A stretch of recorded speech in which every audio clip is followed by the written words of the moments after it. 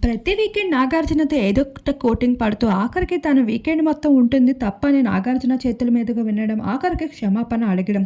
ఇలా అమర్దీప్ అయితే ఫైనల్‌గా ఆ వీక్ అంతా డల్‌గా ఉండడం. గత 3 వారాలుగా ఇదే జరుగుతూ వస్తుంది.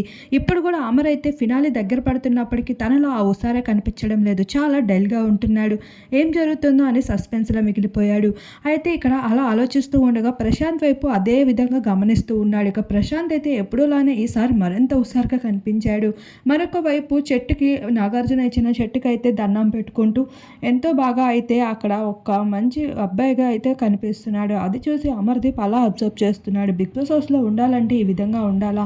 ఇలా ఉంటేనే జనాలు ఇష్టపడతారా? అంటే నాలా ఇలా అగ్రెసివ్గా ఉంటే జనాలకి నచ్చదా అంటూ తనలో తను ఆలోచించుకుంటూ మాట్లాడుకుంటూ ఉంటాడు.